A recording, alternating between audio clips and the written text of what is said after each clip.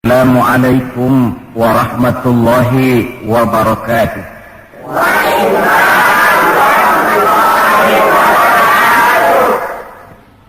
Bismillahirrahmanirrahim. Alhamdulillahi rabbil alamin. Wassalatu wassalamu ala asyrafil anbiya'i wal mursalin Sayyidina Muhammadin wa ala alihi wa ashabihil mujahidin at-tahirin, amma ba'du. Bapak-bapak, ibu-ibu, saudara-saudara, ma'asyiral muslimin rahimakumullah. Kita tahu bahwa sejarah sepanjang perjalanannya banyak mencatat orang-orang besar. Ada orang menjadi besar oleh karena pangkat, jabatan dan kekuasaannya. Apabila pangkat, jabatan dan kekuasaannya selesai, maka selesai kebesarannya sampai di situ. Ada orang menjadi besar oleh karena harta benda dan kekayaan yang dimilikinya. Bila satu saat ia jatuh bangkrut, tamatlah kebesarannya sampai di situ. Ada pula orang yang menjadi besar oleh karena ia dibesar-besarkan dan berusaha setengah mati untuk mencapai kebesaran tadi. Bila satu saat terjadi pergeseran nilai, masyarakat mencemoohkannya, maka kebesaran itu pun selesai sampai di situ. Adapun Rasul yang kita peringati maulidnya saat ini, beliau besar bukan lantaran pangkat, jabatan dan kekuasaan. Beliau besar tidak karena harta benda dan kekayaan. Pun beliau menjadi besar tidak karena dibesar-besarkan oleh umatnya. Beliau besar karena dibesarkan oleh Allah Subhanahu wa ta'ala. Satu kali orang sudah dibesarkan oleh Allah, bagaimanapun usaha orang lain untuk mengecilkannya, orang itu akan tetap menjadi besar. Tetapi satu kali orang dikecilkan oleh Allah, satu negara orang mau mengangkat dia, kalau memang dasarnya potongan nyungsep, tentu naik ke atas juga. Jelas Pak? Jelas? Apaan? Pokoknya jelas. Tidak ada seorang penulis pun, baik ia dalam Islam maupun dari luar Islam, jikalau mau bicara dengan jujur, yang tidak mengagumi kebesaran pribadi dan martabat Rasulullah sallallahu alaihi wasallam. Dalam satu kalimat yang indah, Imam Busairi di dalam qasidah burdahnya menjelaskan kepribadian beliau dengan untayan kata, kal badri fi syarafin wa zahri fi tarafin wal bahri fi karamin wa dahri fi himamin. Rasulullah itu, kata beliau, tinggi martabat bagai rembulan, tabah dan ulet laksana masa, dermawan bak samudra luas biru membentang, tabah dan ulet laksana masa. Itu sebabnya beliau oleh Allah dijadikan figur, dijadikan model dan pola sebagai contoh bagi kehidupan umat Islam. Sehingga di dalam Al-Quran Allah menyatakan, laqad kana lakum fi rasulillahi uswatun hasanah. Sungguh telah ada bagi kamu pada diri Rasulullah itu contoh teladan yang sangat baik. Timbul pertanyaan, mengapa Rasul menjadi contoh buat kita? Pertama, beliau menjadi contoh buat kita karena beliau manusia, hidup dan berjuang secara manusiawi. Kalau manusia disuruh mencontoh manusia, tentu wajar. Yang tidak wajar kalau manusia disuruh mencontoh jin atau malaikat. Maka dalam ayat Quran Allah menyatakan, laqad ja'akum rasulun min anfusikum. Sungguh telah datang kepadamu seorang rasul, yang rasul itu berasal dari jenis kamu manusia. Saudara-saudara, kalau rasul yang diutus Allah itu jin atau malaikat, kemudian berhasil di dalam tugasnya, barangkali kita tidak perlu kagum. Datang rasul ke dunia ini, rasulnya jin. Saya yakin satu dunia mungkin orang beriman semua, tetapi bukan karena ikhlas dan yakin, mungkin karena ngeri sama Rasulnya. Bayangkan kalau Rasul Jin dia turun ke alam ini dengan segala macam tingkah polanya, mungkin orang sedunia akan menjadi beriman. Yang kedua, Rasul menjadi contoh di dalam kehidupan kita karena pribadi beliau lengkap. Artinya, jikalau kita kebetulan seorang pemimpin, beliau juga pemimpin. Jikalau kita seorang jenderal, beliau memimpin tentara di medan perang. Jikalau kita seorang kepala rumah tangga, beliau punya anak dan istri. Jikalau kita seorang guru, beliau mengajar jamaah di masjid. Jikalau kita seorang pedagang, beliau pun pedagang yang jujur. Jikalau kita seorang mubalik, beliau juga berdakwah menyampaikan Islam kepada manusia. Di dalam keseluruhannya itu tercemin uswatun hasanah, contoh teladan yang sangat baik. Maka kehabisan alasan seorang muslim yang tidak mencontoh pribadi beliau. Oleh sebab itu ironi dan sangat kita sayangkan jikalau seorang muslim tahu betul sejarah kehidupan Benito Mussolini, dia hafal sejarahnya Adolf Hitler, dia tahu sejarahnya Napoleon Bonaparte, dia hafal benar ajarannya Karl Marx, tapi dia buta terhadap hidup dan kehidupan Rasulullah sallallahu alaihi wasallam. Saudara hadirin yang berbahagia, yang akan kita bicarakan pada kesempatan ini, bagaimana cinta Rasul kepada umatnya dan bagaimana sewajarnya cinta kita umatnya kepada beliau. Bahwa Rasul yang kita peringati maulidnya saat ini cinta betul kepada kita umatnya, dapat saya kemukakan beberapa data. Dari sini nanti kita introspeksi. Kalau tahulah kita begitu besar cinta Rasul kepada kita, apa tidak wajar kita juga cinta kepada beliau? Kalau logika ini sudah diterima, pembicaraan pun kita lanjutkan kepada bagaimana sih sebenarnya cinta kepada Rasul itu. Bukti pertama bahwa beliau cinta kepada kita. Saudara-saudara, menurut ukuran zaman sekarang, Rasulullah itu pan hidupnya miskin. Malahan ada satu doa yang sering beliau baca. Ini kalau doa ini saya kasih saudara-saudara, kira-kira mau diamalin kan? Kalau saya terus terang belum mau. Doanya begini, dan ini sering Rasul baca. Allahumma ahyini miskinan, wa tawaffani miskinan, wa hasyirni yaumal qiyamah fi zumratil masakin. Ya Allah, hidupkan saya dalam keadaan miskin, matikan saya dalam keadaan miskin, dan kumpulkan saya di akhirat nanti bersama golongan orang-orang miskin. Yang tadi sudah kadang bilang mau diamalin ini ya. Saya sudah bilang tadi saya belum tapi mau. Kita baca dalam sejarah beliau itu rumahnya kecil, tidurnya di atas pelepah daun korma, kadang-kadang sampai berbekas di pipinya.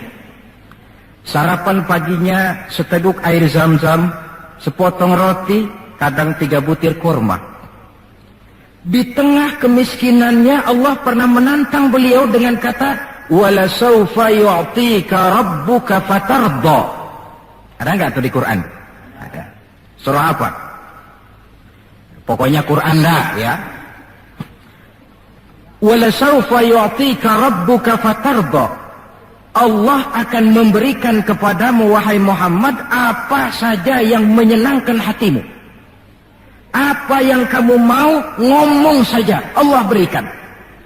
Jikalau engkau Muhammad kepengen kekuasaan yang luas, kami angkat kau menjadi raja di raja, menjadi king of king, istilah kerennya. Jikalau kamu kepengen kaya Muhammad, itu Jabal Uhud sanggup menjadi bukit emas. Sehingga itu di dalam Barzanji diceritakan, warawadathul jibalu bi an takuna lahu zahaban fa'aba. Jabal Uhud menawarkan diri menjadi bukit emas, tetapi Nabi menolak. Jikalau engkau wahai Muhammad kepingin wanita cantik, bilang saja anak siapa. Ditawarkan semacam ini, beliau menjawab, idzan ya Rabb, La arda wa wahidun min ummati finnar. Kalau memang demikian ya Allah, apapun saja yang diberikan kepada saya, berikanlah saya kekuasaan yang luas, berikan saya emas sebesar Jabal Uhud, berikan saya kekayaan yang tak ternilai sekalipun, seluruhnya tidak akan sanggup menyenangkan hati saya selama saya dengar masih ada satu saja umat saya yang masuk ke dalam neraka. Ternyata di tengah kemiskinannya, tawaran harta tidak menggiurkan beliau. Tawaran kekuasaan tidak menggiurkan beliau. Yang difikirkan siang malam adalah keselamatan kita umatnya ini.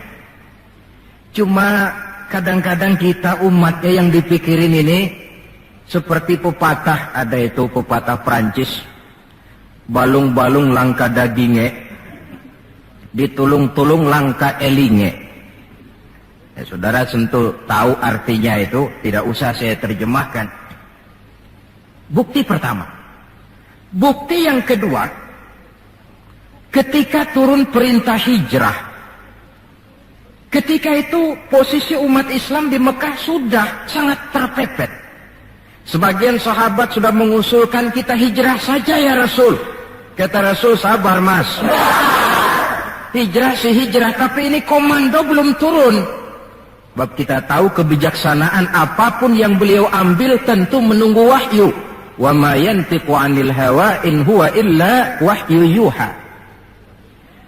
Nah, lantas ketika benar-benar turun itu perintah hijrah, beliau pidato di depan para sahabat, saudara-saudara, perintah hijrah sudah turun. Berangkatlah tuan-tuan lebih dulu ke Madinah. Lalu Anda sendiri kapan ya Rasul? Saya belakangan. Kenapa mesti belakangan? Tuan-tuan harus tahu, yang dicari, yang dikejar-kejar, yang diancam akan dibunuh itu saya. Jikalau kita hijrah bersama-sama ke Madinah, kita akan dikejar-kejar terus. Tapi kalau tuan-tuan berangkat lebih dulu ke Madinah, sementara saya tetap berada di kota Mekah ini, tuan-tuan akan sampai ke kota Mekah dengan tenang dan selamat, sebab saya yang mereka cari masih tetap berada di kota Mekah. Keadaan begitu kritis, tapi umatnya dulu disuruh hijrah, beliau bertinggal di kota Mekah menghadang mara bahaya. Ini rupanya pemimpin lebih mementingkan keselamatan orang yang dipimpinnya daripada keselamatan dirinya sendiri. Enggak mentang-mentang turun perintah hijrah terus ngepak koper, udah ya gue duluan. Tidak, umatnya yang disuruh berangkat dulu, keselamatan umatnya yang dipikirkan, cintanya kepada umatnya. Bukti yang ketiga, saudara-saudara, bahwa Rasul cinta kepada kita. Dikala beliau akan datang ajal, hari Senin tanggal 12 Rabiul Awal seperti hari kelahirannya. Dikala itu sakit beliau sudah agak payah. Datang waktu subuh di Madinah ini, Bilal pun azan di masjid. Selesai azan, sebagian sahabat melakukan sholat sunnah qobliyah, lalu menunggu kedatangan baginda Rasul sallallahu alaihi wasallam untuk mengimami sholat subuh. Lantaran ditunggu lama tidak datang, akhirnya Bilal diutus menjemput baginda Rasul. Ketika sampai di rumah, beliau berkata, Bilal, sakitku sudah agak payah ini. Rasa-rasanya tak kuat lagi aku jadi imam. Kau kembalilah ke masjid, sampaikan ini kepada semua sahabat, dan minta kesediaan Abu Bakar menjadi imam. Bilal dengan muka sedih dan air mata berurai membasahi pipi, berangkatlah ke masjid. Saudara-saudara, baginda Rasul sudah tidak kuat lagi mengimami sholat. Beliau perintah Abu Bakar untuk menjadi imam. Kata Abu Bakar, saya tidak mau jadi imam kalau baginda Rasul masih hidup. Ini termasuk akhlak, etika para sahabat. Akhirnya satu masjid nangis semua. Sholat subuh belum nangis. Sampai tangisan itu kedengaran ke rumah Nabi. Beliau berkata kepada putrinya Fatimah, coba kau lihat kenapa orang di masjid nangis. Setelah Fatimah kembali lapor, Abah, mereka sedih karena sadar bahwa saat berpisah sudah hampir datang. Kalau begitu, suruhlah Bilal kemari. Datang Bilal, dipapah Rasul berangkat juga ke masjid mengimami sholat. Sholatnya ringkas karena beliau sakit. Dan memang beliau juga mengajarkan, idza amma ahadukumun nas falyukhaffif. Kalau kamu jadi imam, ringankan sholatmu. Kalau jadi imam jangan panjang-panjang. Sebab apa? Di belakang kamu yang jadi makmum itu orangnya tidak sama semua. Ada orang tua yang diri saja sudah payah. Ada orang yang punya penyakit darah tinggi, kalau sujud kelamaan kepalanya ngebet. Ada yang habis sholat janji mau terima duit, kakinya sudah gatal kepengen pulang. Kalau jadi imam jangan lama-lama, kata Rasul. Tetapi kalau kamu sholat sendirian, falyutawil masya'a, persilakan sepanjang yang menurut kamu mau. Jangan mentang-mentang sudah dipilih jadi imam, overacting. Jadi imam sholat isya, rakaat pertama selesai Fatihah surah Baqarah. Rakaat kedua selesai Fatihah surah Yasin. Namanya makmum, tidak punya alternatif, tidak punya pilihan, ikut sih ikut. Tapi kan hatinya kan ngedumel. Paling sekali ini doang dah gua sembahyang di sini. Besok nggak bakalan gua balik lagi. Kenapa? Imam nggak tahu diri. Jadi bahasa lain, kalau dalam bahasa sosial ini, imam harus ngerti aspirasi makmum. Pemimpin mesti tahu kehendak orang yang dipimpinnya. Kalau tidak, yang akan timbul pasti partisipasi semu. Yang saya khawatir, kalau makmum dipaksa mengikuti maunya imam, yang akan makin subur ialah timbulnya mental-mental munafik. Manis jika berhadapan, balik belakang lain bicara. Pandai bermain minyak di atas air, tapi pada gilirannya menggunting dalam lipatan, menjegal kawan seiring. Sopannya kayak belangkon, depan rata, belakang ngepelin. Tentu kan tidak enak timbul partisipasi yang semacam ini. Selesai sholat, baginda Rasul bangun, lalu pidato singkat di depan para sahabat. Saudara-saudara, rasa-rasanya saat berpisah sudah akan datang. Lama kita bergaul, tentu sedikit banyak terjadi kesalahan yang saya lakukan. Maka barang siapa yang pernah saya pukul tanpa saya sengaja, balaslah sekarang. Barang siapa yang hartanya pernah saya ambil tanpa alasan yang hak, silahkan dia tuntut dari saya. Mana ada pemimpin menjelang wafat ini minta dipukul oleh umatnya. Hening suasana, sahabat terfekur semua, berurai air mata.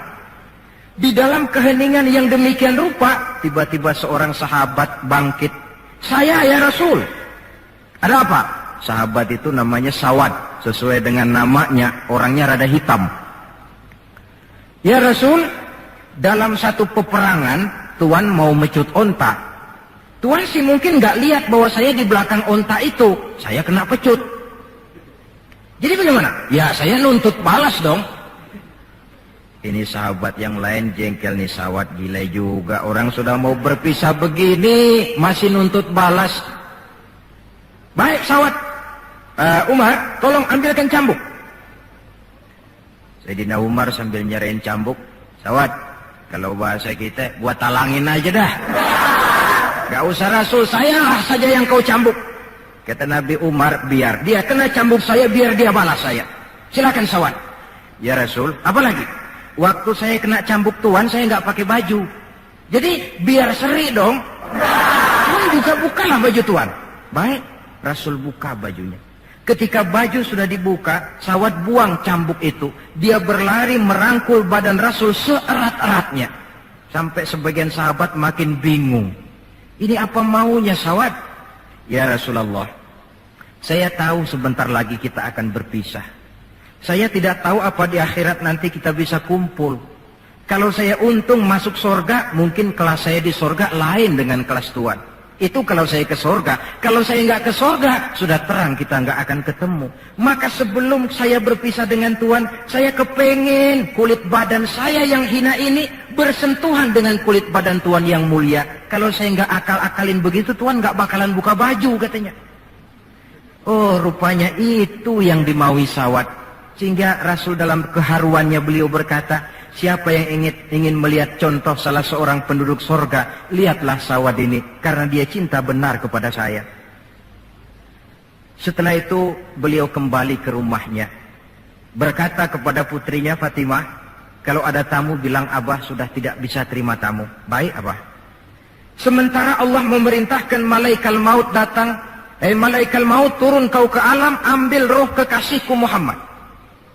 Turun malaikat maut dalam bentuk manusia. Ketuk pintu, keluarlah Fatimah putri baginda Nabi. Tuan, maaf saja, ayah tidak terima tamu. Katakan, saya yang datang. Melihat roman muka orang ini, Fatimah gemetar seluruh badannya, lalu kembali kepada ayahnya. Ayah, ada tamu. Saya bilang ayah tidak terima tamu. Dia malah berkata, katakan saya yang datang. Melihat roman mukanya, gemetar seluruh tubuh saya. Hebat orang ini. Siapa sih ayah? Baginda senyum. Fatimah, kau tahu siapa yang datang? Tidak tahu ayah. Yang datang itu Fat, hadimul lazat wa qati'us syahawat. Yang datang itu Fat, dialah yang menghancurkan seluruh kesenangan dunia. Dia yang memisahkan kita dengan semua yang kita cintai. Yang datang itu malaikat maut Fat. Suruh dia masuk. Ketika malaikat maut masuk, ya malaikat maut sudah datang saatnya. Ya Muhammad. Aina Jibril? Malaikat Jibril di mana? Sebentar lagi dia datang. Ketika turun malaikat Jibril, baginda Nabi bertanya, akhbirni ya Jibril, mali indallahi minal karamah. Wahai Jibril, tolong beritahu saya. Kalau sebentar saya menghadap Allah, kehormatan apa yang diberikan Allah kepada saya? Tidak usah khawatir Muhammad, kata malaikat Jibril.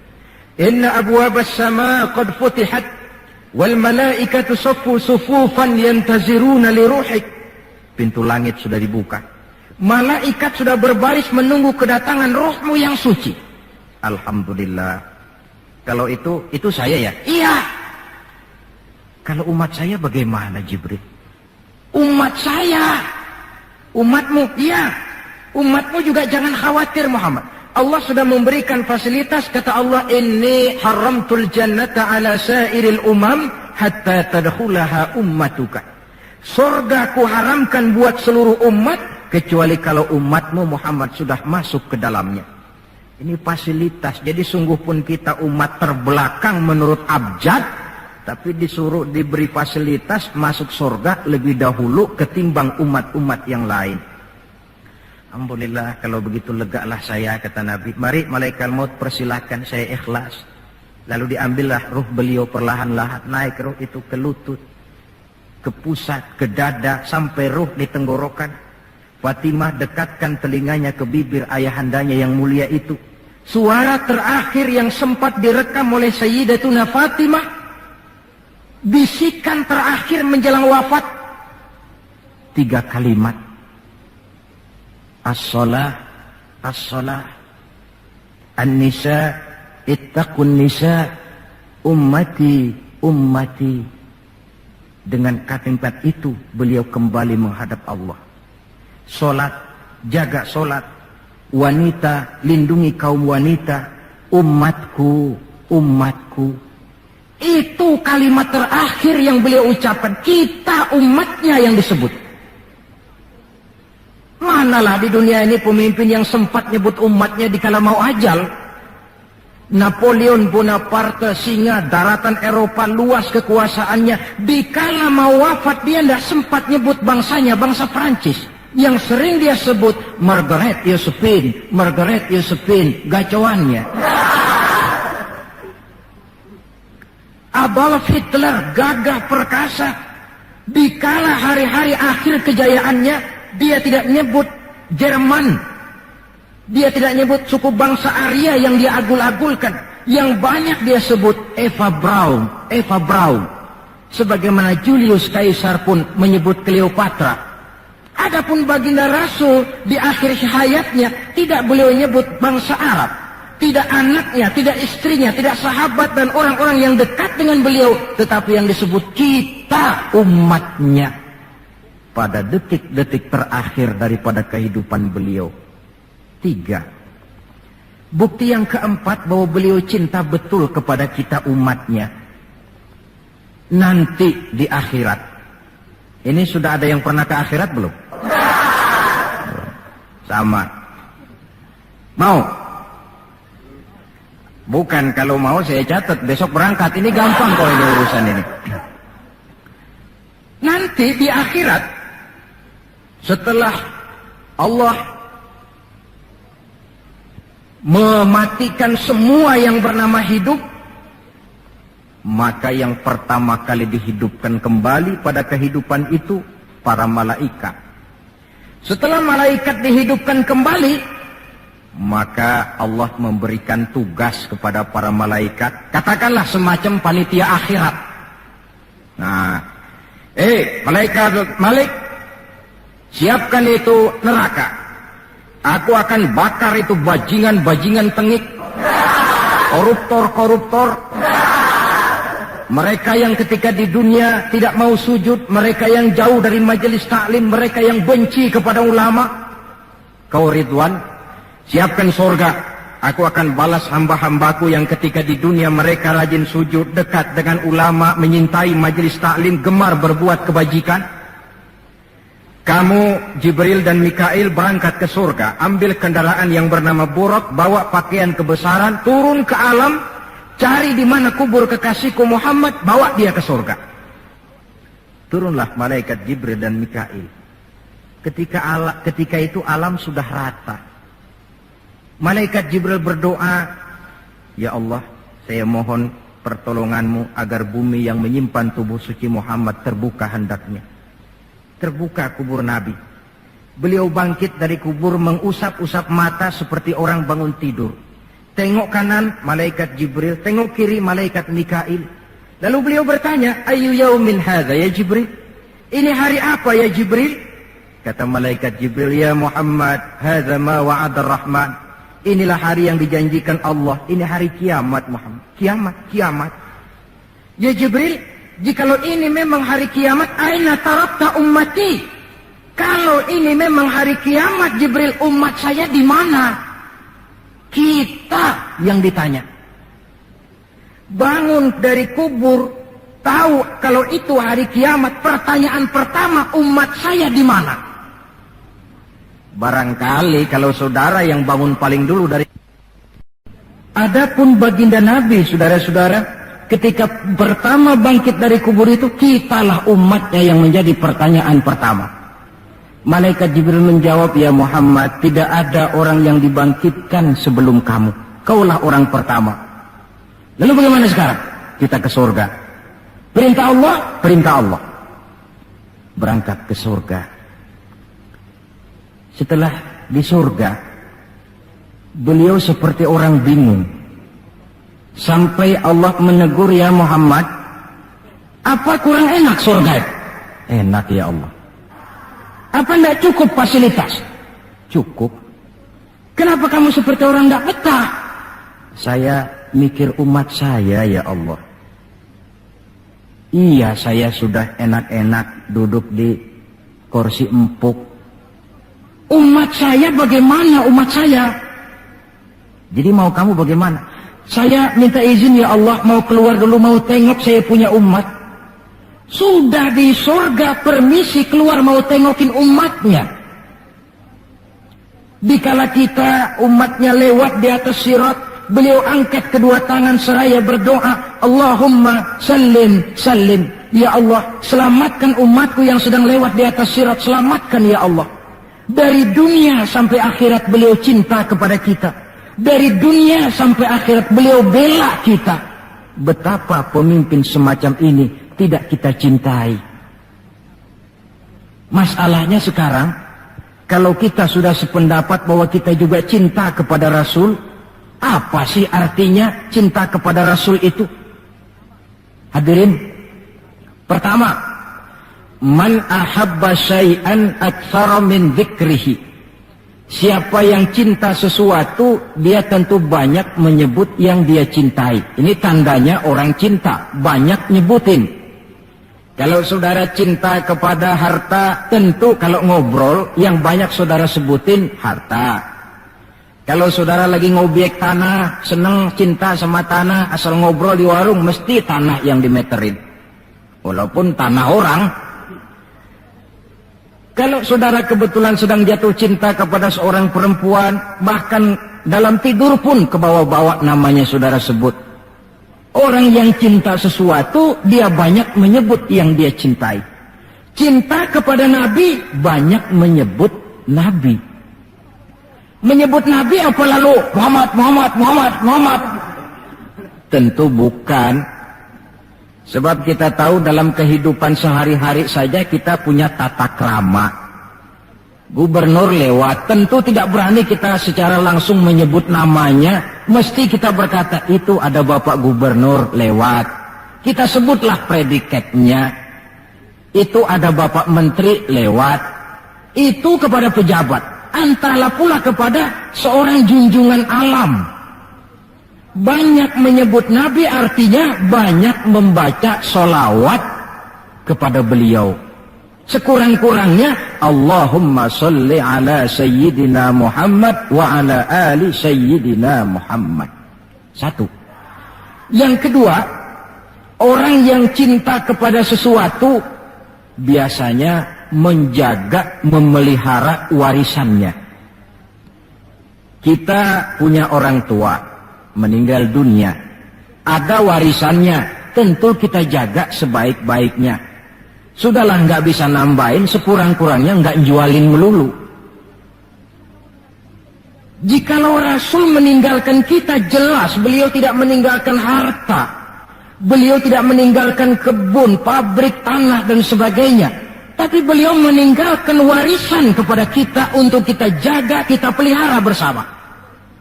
Apa yang warisan yang beliau tinggalkan? Prinsipnya 3.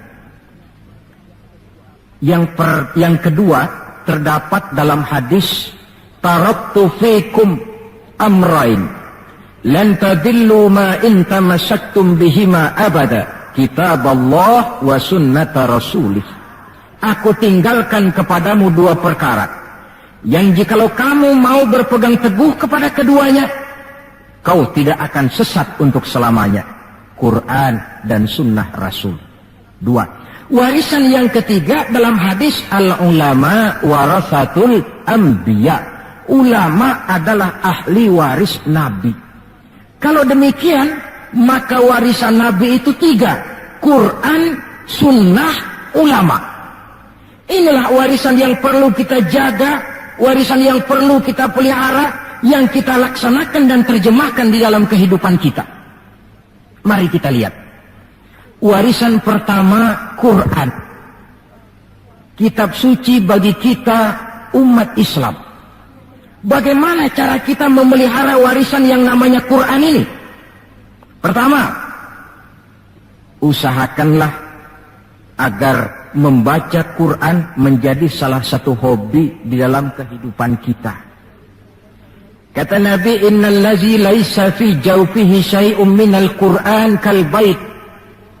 Orang yang dari tenggorokannya tidak pernah keluar ayat Quran barang sepotong pun, belum pernah ngaji barang seayat pun, itu orang, kata Nabi, kayak rumah kosong.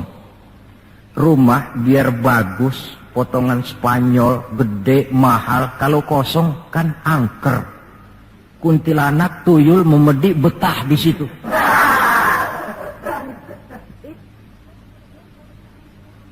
Dan oleh karena Quran ini produk Allah, dibaca dalam segala keadaan pantas. Di gubuk reot di pinggir kali ada orang baca Quran, pantas. Di rumah mewah ada yang baca Quran, cocok. Kemudian orang sedih baca Quran, terhibur. Orang gembira baca Quran, tidak menjadi lupa diri. Di istana ada yang baca Quran, pantas. Di depan kubur ada yang baca Quran, pantas. Orang kawin dibacakan Quran bagus, orang mati dibacakan Quran juga cocok. Lantaran dia produk Allah. Setelah membacanya, lalu meningkatkan kepada tahapan yang kedua, mencoba memahami isinya. Lewat segala kesempatan yang memang mungkin, entahlah dengan jalan mengaji, tukar pikiran, diskusi, banyak membaca. Tetapi tentu dengan catatan bahwa kita memahami Al-Quran ini tidak bisa mengandalkan kemampuan intelektual semata-mata. Seperti yang banyak gejalanya terjadi di zaman sekarang ini. Di mana orang mencoba menggali hakikat Quran dengan mengandalkan kemampuan intelektualnya. Kadang-kadang bahasa Arab saja nggak ngerti. Dia gali Quran cuma sekedar lewat terjemahannya. Yang saya khawatir akan timbul kecenderungan di mana orang mikir dulu baru nyari ayat. Akhirnya ayat Quran dicocok-cocokin sama pikirannya. Bukan ada ayat dipikirin, tapi malah mikir dulu baru mencari ayat. Saudara hadirin, munculnya pesantren-pesantren kilat dalam upaya memahami Islam. Secara pribadi saya bersyukur, merasa gembira.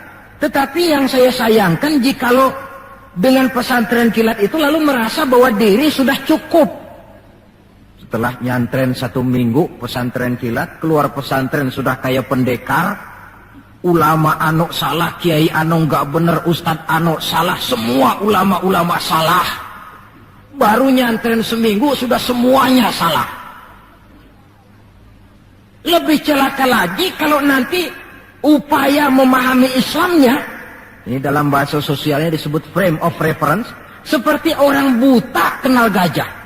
Yang mati-matian mempertahankan teori bahwa gajah itu tipis dan lebar seperti kipas, cuma karena kebetulan yang dia pegang baru sekedar telinga gajah. Maka upaya memahami Al-Quran tidak bisa dilepaskan kaitannya dengan bantuan orang yang ahli di bidang itu.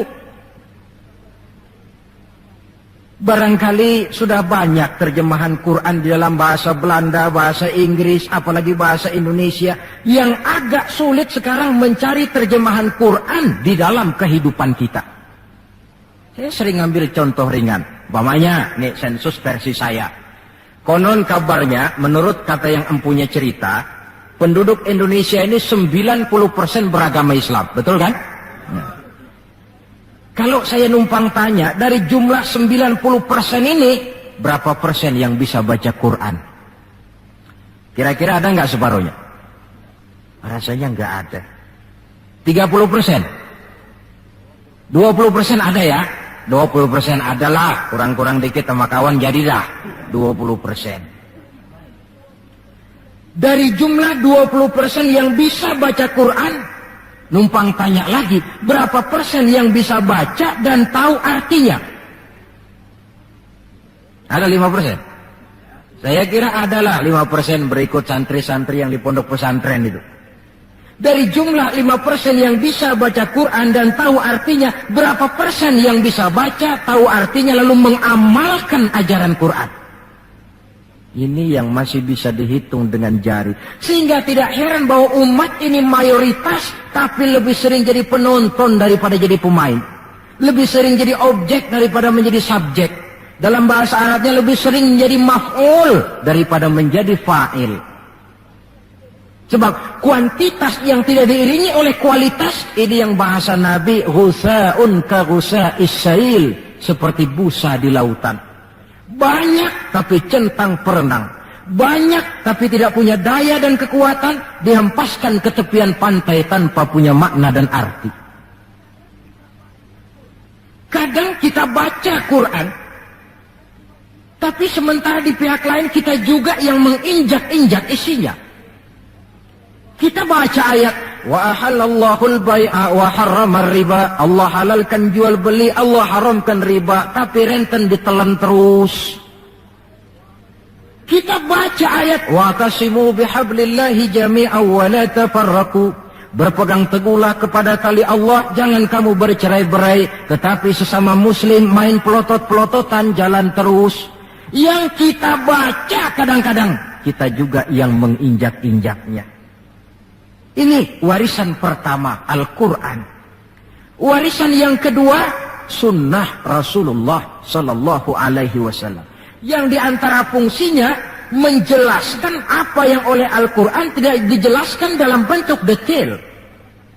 Quran misalnya cuma mengatakan aqimis sholat, dirikan sholat. Bagaimana cara sholat? Tidak ada dalam Quran.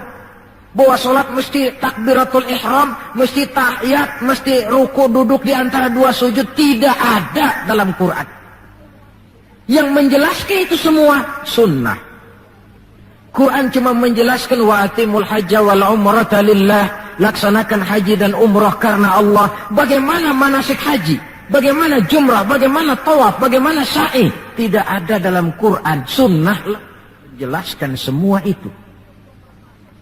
Nah, untuk memahami Quran dan sunnah, jalan apa yang kita tempuh? Jalan melalui warisan yang ketiga, yaitu para ulama.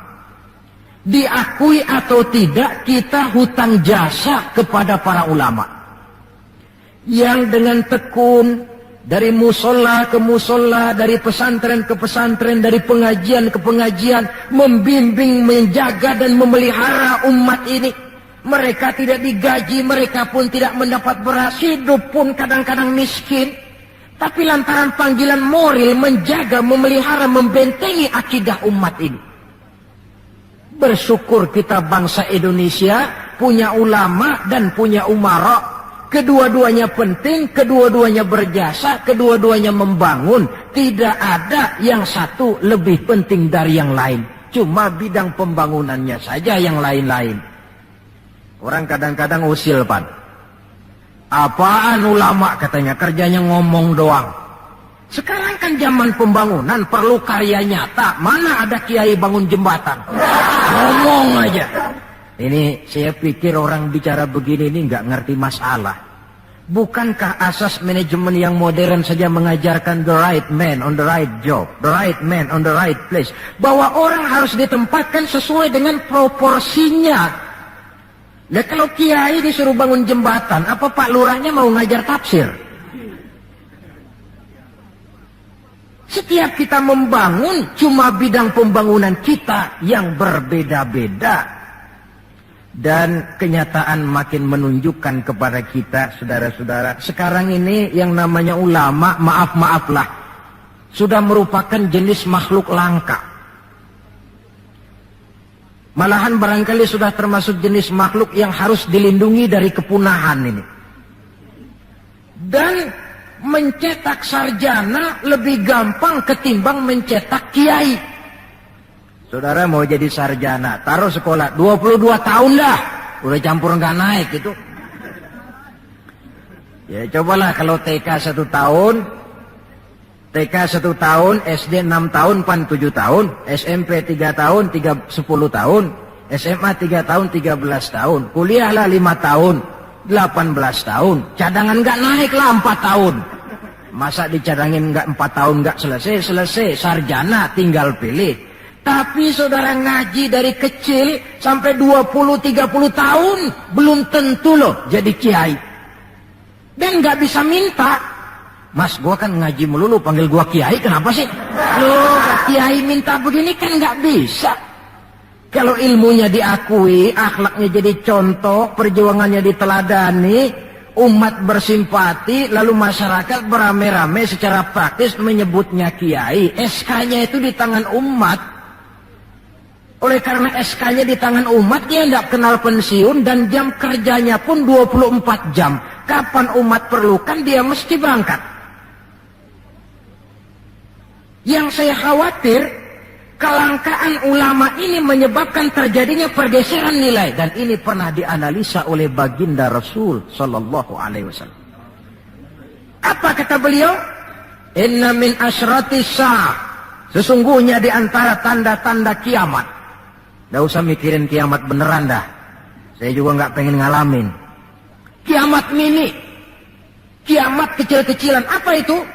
Hancurnya sendi-sendi kehidupan sosial. Maksiat merajalela, munkarat menjadi-jadi. Yang benar jadi salah, yang salah dianggap benar. Yang hak menjadi munkar, yang munkar dibilang hak. Kemakmuran cuma kata, keadilan cuma teori. Hukum kayaknya cuma buat orang kecilan, orang gedean, kagak mempan hukum. Padahal hukum kalau sudah pandang bulu, terang yang enak yang banyak bulunya. Siapa yang banyak bulunya? Monyet. Kalau hukum pandang bulu, monyet keenakan. Pergeseran nilai terjadi. Kiamat macam ini yang kadang-kadang kita temukan dalam kehidupan. Penyebabnya apa? Kata Nabi yang pertama, ayurfa'al ilmu. Ilmu diangkat oleh Allah. Bagaimana cara Allah mengangkat ilmu dan apa maksudnya? Allah mengangkat ilmu pertama dengan jalan mematikan ulama. Makin banyak ulama wafat, makin banyak ilmu ditarik. Yang kedua, kurangnya minat orang belajar agama. Majelis taklim yang non formal atau yang formal seperti madrasah dan pesantren. Pikiran orang sudah pikiran perut. Sekolah sama dengan ijazah, ijazah sama dengan lapangan kerja. Dalam kondisi macam itu, madrasah mendapat perhatian sebelah mata. Maksudnya apa ilmu ditarik ini? Agama dikucilkan. Kalau 1-2 kali disebut-sebut agama itu cuma alat pelengkap saja. Agama cuma pidato, agama cuma seminar, agama cuma kongres, agama cuma muktamar. Tapi bahwa agama jauh dari kehidupan sehari-hari, itu merupakan realita.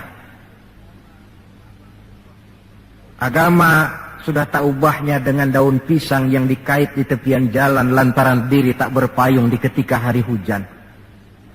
Dan manakala hujan usailah sudah, daun itu pun dicampakkan di tepi jalan, diinjak pula orang nan lalu. Dikala dilihat agama membawa untung, rame-rame teriak agama. Coba lihat tahun 65 begitu PKI meletus, wah rame-rame, banyak mobil-mobil mewah parkir di masjid.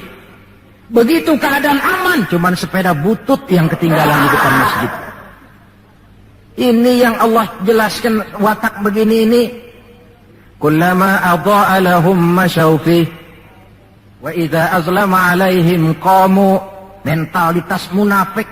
Waktu terang mereka berangkat, waktu gelap mereka mandek. Ketika di Islam dilihat ada untungnya, rame-rame teriak Islam. Asal ada untungnya, Pak, saya Islam Pak, KTP saya aja Islam. Waktu ada untungnya. Tapi ketika diminta berjuang, dituntut berkorban, yang lain dulu dah. Yang lain dulu. Nah, kalau ilmu sudah ditarik, timbul ekses berikutnya. Apa kata Nabi? Wa yuzharul jahlu, nampak kebodohan di mana-mana. Lantaran ulama tidak ada yang menjelaskan halal haram, hak batil, ma'ruf munkar, tidak ada. Orang hidup menurut seleranya, timbul permissive society. Terjadi pergeseran nilai. Akibatnya kata Nabi, wa yafshu zina wa yushrabal khamr. Maka zina pun dikerjakan terang-terangan. Arak jadi minuman kebanggaan. Sebagian anak muda belum bangga kalau belum bisa mabok. Yang nggak mabok dianggap kolot, kampungan lo. Bikin malu baru kena segelas sejodoh miring. Cengeng, teman kita no hebat sampai nyungsep di comberan. Yang nyungsep hebat. Terjadi pergeseran nilai. Lantaran apa? Ilmu ditarik, ulama banyak wafat, minat orang belajar agama berkurang. Maka sekali lagi bersyukurlah kita bangsa Indonesia punya ulama dan punya umaroh. 3 warisan Nabi yang perlu kita pelihara jikalau kita cinta kepada beliau: Quran, Sunnah, dan ulama.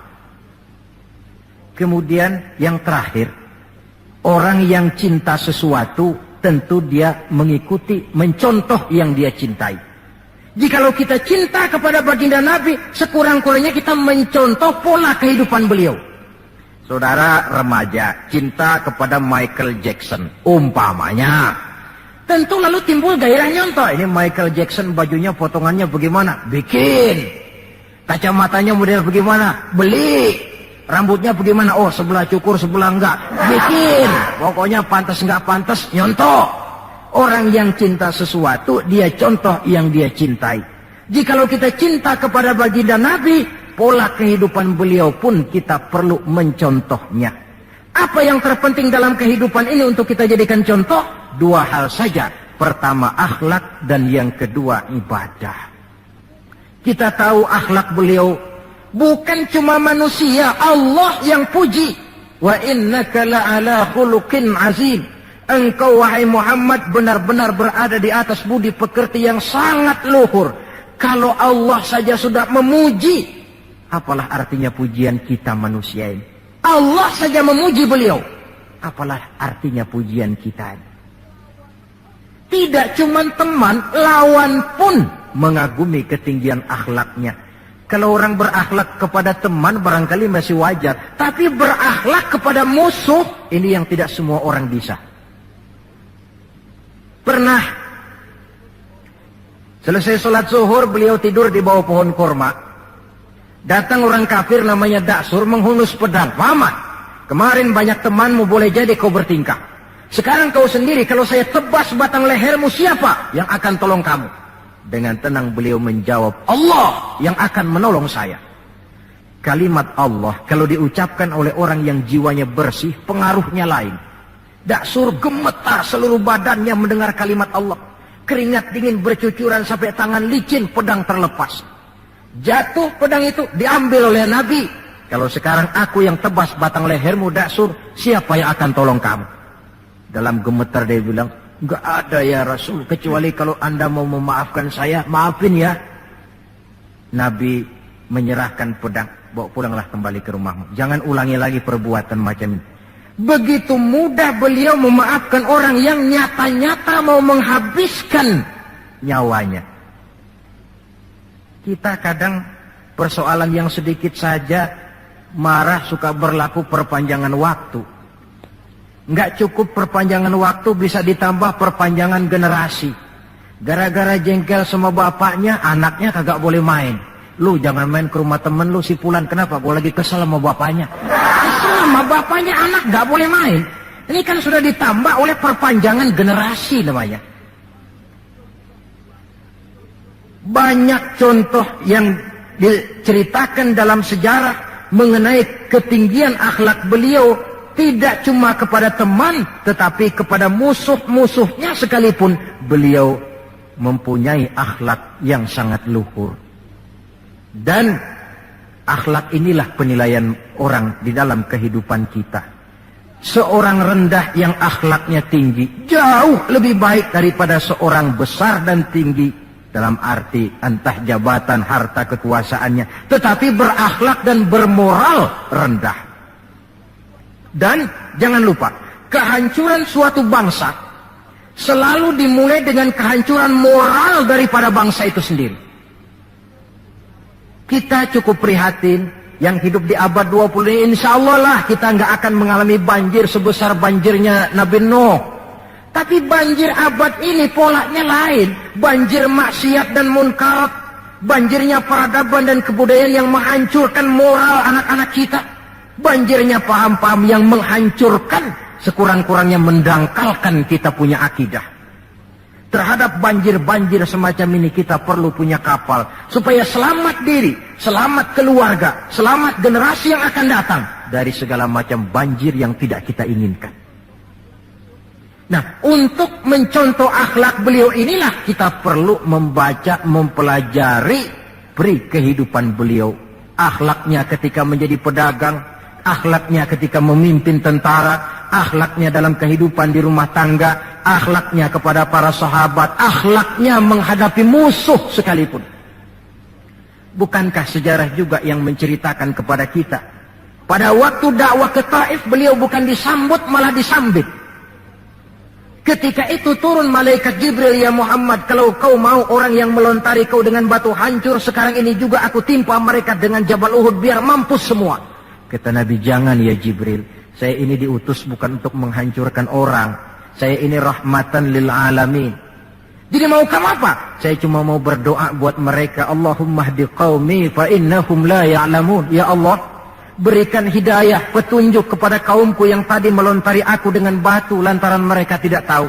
Karena tidak tahu maka mereka lontari aku dengan batu. Andai mereka tahu, itu tidak akan mereka lakukan. Sudahlah dilontari batu, yang melontari batu malah didoakan dan doanya pun bagus. Akhlak di dalam kehidupan. Hal kedua yang mau kita contoh adalah ibadah. Hadirin, kalau ada satu-satunya manusia yang sudah mendapat jaminan ampun dari segala dosa, itu cuma baginda Nabi orangnya. Liyaghfira lakallahu ma taqaddama min dzambika wa ma ta'akhkhar. Ya Muhammad, dosamu yang dulu, yang sekarang, yang akan datang, jikalau memang ada, semuanya sudah dijamin ampun oleh Allah. Tapi makin diampuni, makin banyak ibadahnya. Lantaran sandaran vertikalnya benar, beliau dekat dengan Allah. Lantaran Allah dekat, pertolongan selalu datang. Bukankah manusia cuma pandai berusaha dan berusaha, namun kepastian sepenuhnya di tangan Allah. Kesanalah kita perlu berhubungan secara baik supaya maksud dan tujuan kita terlaksana. Nah, ibu-ibu dan bapak-bapak, maafkan saya agaknya cuma sekedar inilah yang dapat saya sampaikan pada pertemuan kali ini. Mudah-mudahan cinta kita kepada baginda Rasul bisa kita wujudkan dengan pertama, banyak membaca sholawat kepada beliau. Yang kedua, menjaga warisan yang beliau tinggalkan, Quran, sunnah, dan ulama. Dan yang ketiga, mencontoh beliau sesuai dengan batas kemampuan kita sebagai manusia. Sekian dan demikianlah, lebih kurang mohon maaf. Usikum wa iyaya bitaqwallah. Wassalamualaikum warahmatullahi wabarakatuh.